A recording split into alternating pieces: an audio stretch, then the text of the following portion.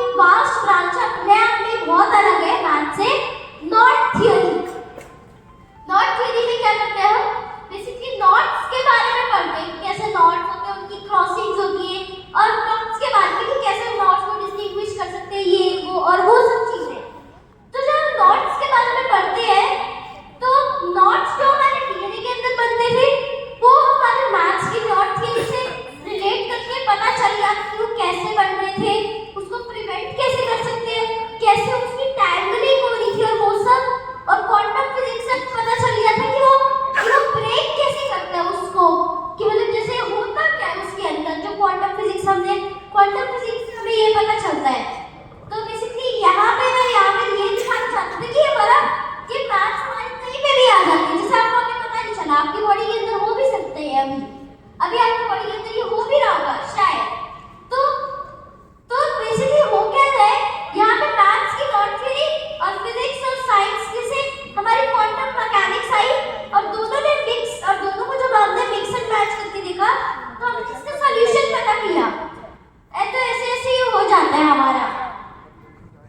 अब shall I ask you more question? Time is up. Sir, can time हाँ थोड़ा wind up कर लो जल्दी बेटा। Okay, yes. दिन मैंने अभी नेट पे तुम्हारे नाम का मीनिंग देखा, intelligent, clever, wise and skilled, तो तुम्हारा नाम प्रूव हो ही रहा है। तो मैं थोड़े क्वेश्चन पूछ रहा हूँ तुम्हें, बराबर है, जो स्टूडेंट्स के लिए है, क्योंकि इनके लिए मैथ्स, चलो ये तो अच्छे हैं, उनको मैथ्स पसंद इसलिए आए हैं, लेकिन बहुत सारे स्टूडेंट ऐसे होते हैं जिनको मैथ्स में टेंशन होता है, या तो रात को या अगले दिन पढ़ के फिर दूसरे दिन एग्जाम देके भूल जाते हैं। तो तुम ये बताओ कि मैथ्स को कैसे पढ़ें या किस तरह से ऐसे तैयारी करें जिससे मैथ्स उनके लिए एक मतलब जो सब तरीका ना, we love you maths, test कब हो सकता है प्लीज? तो पहले तो बेसिकली मैथ्स को लव करने के लिए आपको पहले तो मैथ्स के अंदर पहले आपको बेसिकली काफी सारा एफर्ट पुट करना होता है। ये नहीं कि आपने मैथ्स पे बस थोड़ा सा ही एफर्ट डाला और खत्म। जिसे हम और सब्जेक्ट्स पे बेसिकली अभी तो नहीं, लेकिन बेसिकली मोस्टली होता क्या है, नोटबुक्स पे से देखा और डन। लेकिन मैथ्स में काफी सब्जेक्ट्स में अच्छा काम कर भी जाता है, लेकिन मैथ्स नहीं, मैं और सब्जेक्ट्स के लिए भी जनरली कह रहा हूँ। बेसिकली आपको करना क्या होता है, आपको फिर क्वेश्चंस को देख देख के फिर दोबारा लिखना होता है, उससे आपके दिमाग में बैठ जाता है कि मैथ्स में स्पेशली बहुत हेल्पफुल होता है। और फिर फाइनली एक और चीज, टाइम मैनेजमेंट। एग्जाम में बेसिकली होता क्या है, कभी कभार क्वेश्चंस छूट जाते हैं, ये टाइम नहीं मिलता क्वेश्चंस करने के लिए, उसको कैसे सॉर्ट आउट करें? बेसिकली अगर आपने अपना टाइम, अगर आपने अपने सारे क्वेश्चंस अच्छे से कर लिए, सारे सॉल्व एंड सॉल्व, तो आपको टाइम मैनेजमेंट में कोई दिक्कत नहीं पड़ेगी, क्वेश्चंस आपके पास ऐसे होते रहेंगे। आपको शायद थोड़ा सा ही देखना पड़े, लेकिन फिर एंड में आपके क्वेश्चंस इजीली हो ही जाते हैं सॉल्व। बस फिर ऐसे ही टाइम मैनेजमेंट हो जाती है। और अगर आपके पास, आपको लग रहा है कि आपके पास टाइम नहीं है, आपके पास टाइम की शॉर्टेज हो रही है नहीं, तो फिर आप क्या कर सकते हो, आप जो आपके जो क्वेश्चंस है वो क्वेश्चंस पे मतलब इजी डिस्ट्रीब्यूशन करते हैं क्वेश्चंस पे, ऐसा नहीं कि एक ही क्वेश्चन पे अटके रह गए। Okay, thank you. मैंने उसको भी पूछा था क्या बनना है, बड़े बोले पायलट। मैंने बोला पायलट मत बन, यू बी अ प्रोफेसर और टीचर, तो आई थिंक ज़्यादा अच्छा होगा। बट मे बी तुम्हारी ख्वाहिश है पायलट बनने की, तो we all pray to god कि तुम पायलट बनोगे। लेकिन डेफिनेटली इंडिया में बहुत सालों से हमारे जैसे कोई देखे नहीं है जो वर्ल्ड में नाम करे, तो हम सब सोचते आज के दिन उनकी बर्थडे है, तो हम आशा रखेंगे कि तुम भी क्या बनोगे, इंडिया के कृतिन रामानुजन सर तो है ही, तुम कृतिन गुप्ता के नाम पे पहचाने जाओ, ऐसी मेहनत करो। यस सर, रावल सर को कुछ पूछना है प्लीज सर। सर 5-10 मिनट दे देंगे क्योंकि ऐसा मौका नहीं मिलेगा।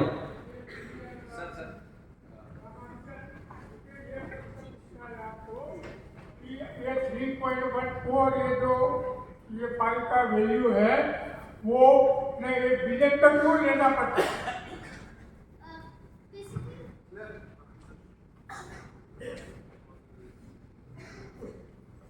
तो सर आप बेसिकली यही कहना चाहते हैं कि धीरे बोलो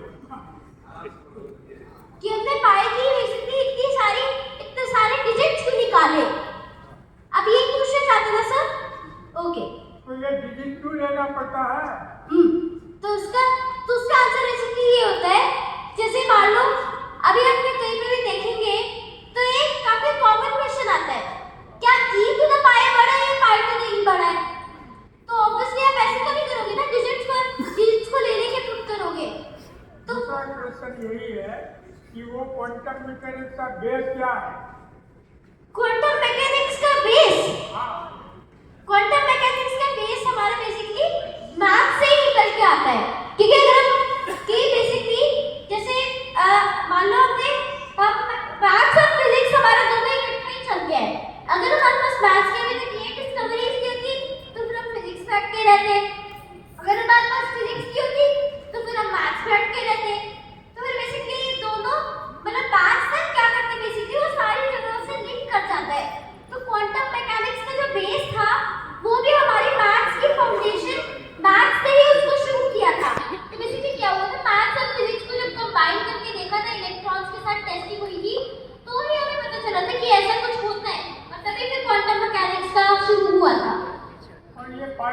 वैल्यू है ऐसा वो क्यों ऐसा है 3.14 क्यों है ऐसा?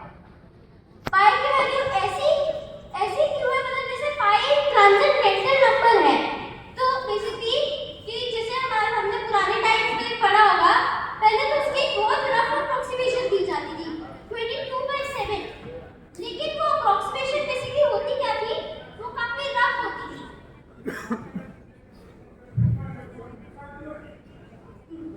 ये ट्रांसेंडेंटल जो नंबर है,